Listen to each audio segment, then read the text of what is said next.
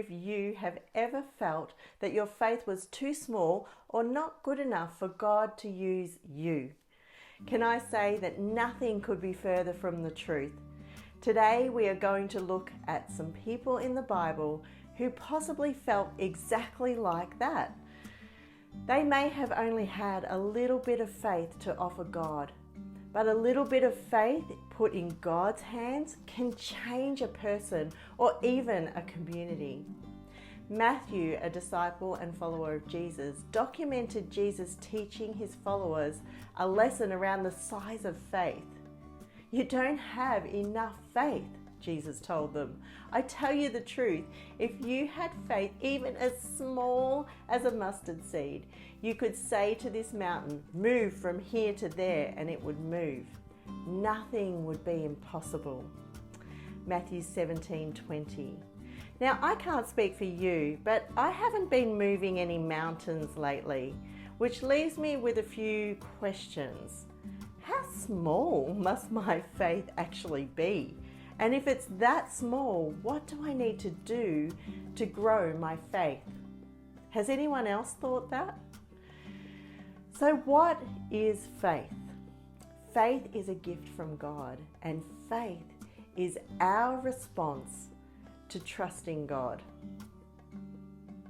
Paul, an apostle of Jesus, wrote in Hebrews 12:2, we do this, and he was talking about all that God has created us to be. So we do this by keeping our eyes on Jesus, the champion who initiates and perfects our faith.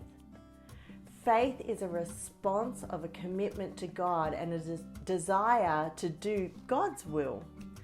Apostle Paul gave a great description of what faith is in Hebrews 11:1. Faith shows the reality of what we hope for. It is the evidence of things we cannot yet see. Basically, Paul is telling us not to shrink back, but in faith to keep believing in the things that we hope for and the things that we don't yet see. The Bible is filled with ordinary people just like you and me who simply responded to God in faith. Noah, with faith, built a giant boat in a place where there was no water or lake or sea. Moses, with faith, lifted up a stick or a staff into the air, believing it would part the sea, and it did. David, with faith, killed a giant warrior with a slingshot and a stone. And ladies, don't shut off, because there are many amazing women that are mentioned in the Bible who believed God for the things that their eyes could not see. Their faith and trust in God changed situations and circumstances beyond what they could ever have dreamed or even imagined. Let's look at what we can learn from a woman whose name actually isn't mentioned, but her story of faith is. Mark 5:25-34. A woman in the crowd had suffered for 12 long years with constant bleeding. She had suffered a great deal from many doctors, and over the years she had spent everything that she had to pay them, but she had not gotten no better. In fact, she had gotten worse. She had heard about Jesus, so she came up behind him through the crowd and touched his robe. For she thought to herself, if I can just touch his robe, I will be healed. Immediately, the bleeding stopped, and she could feel in her body that she had been healed of a terrible condition. Jesus realized at once that healing power had gone out of him, so he turned around in the crowd and he asked, "Who touched my robe?" His disciples said to him, "Look at this crowd pressing around you. How can you ask, 'Who touched me?'" But he kept on looking around to see who had done it. Then the frightened woman, trembling at the realization of what had happened to her, came and fell to her knees in front of him and told him what she had done. And he said to her, "Daughter, your faith has made you well. Go in peace. Your suffering is over." So here we have a bleeding woman who had endured a 12-year quarantine, basically, because when she went outside, people would yell at her, "Unclean, unclean." She needed faith as she struggled to push past her fear. Here we find faith to act despite the fear. Despite her anxiousness, the woman pushed past her fear of rejection and disappointment. And creeping through the crowd, she stretched out her hand with the little bit of faith that she had to reach the tassels of Jesus' prayer shawl. Despite her fear, the bleeding woman acted on her faith in Jesus' power to heal.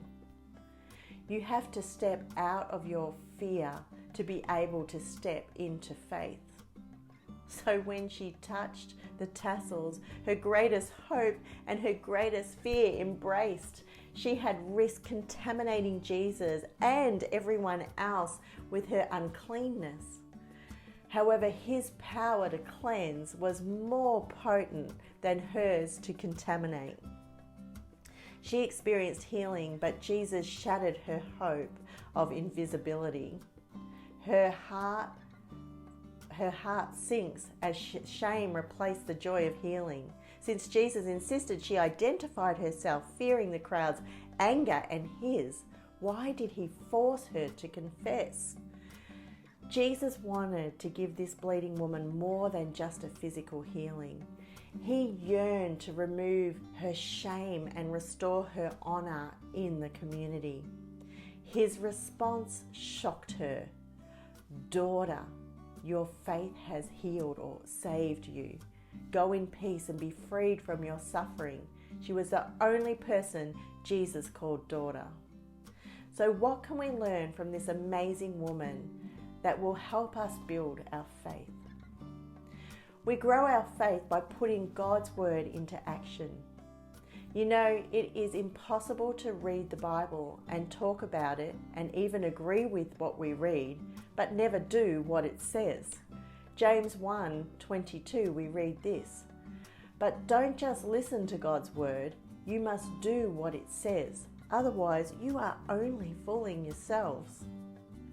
Our faith needs to move us into action and follow the example of Jesus. We need to show love, mercy, and kindness and forgiveness to those around us, just as Jesus did. Our faith can have a huge impact on every part of our lives, our relationships, our jobs, and our community. The more you put God's word into practice, the stronger your faith gets.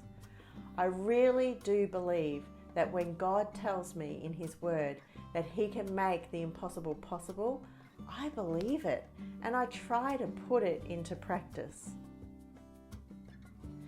My job isn't to make the healing happen or to change the situation. That's God's job. My job is to have faith to believe that God can heal or change the situation. We all go through hard times and it can become tough to have faith. The horrible things that life can throw at us can really get us down. But hard times can strengthen and grow our faith when we lean on Jesus to comfort, guide, and protect us and give us patience. God walks through every trial by our side, even if it doesn't feel like it. Faith is easy when things are going well and God is answering all our prayers. But where is our faith when the pressure is on? Our prayers don't seem to be being answered and God seems so distant. It's so important that we have faith in God, not for what he does, but for who He is. Sometimes we become like the Veruca, the spoilt little girl in Willy Wonka and the Chocolate Factory. I want it now, Daddy. But that's a conditional relationship. If you do what I want when I want it, then I will love you. That's not faith. Proverbs 3:5-6, we read, "Trust in the Lord with all of your heart and don't depend on your own understanding. Seek His will in all that you do, and He will show you which path to take." We need to be real and express what we are going through and what we're feeling to God. The wrestle is okay. The Bible is filled with people who got frustrated and angry and disappointed in God. However, we should never stay there. We need to learn to trust Him and believe that He is for us and knows what is best for us.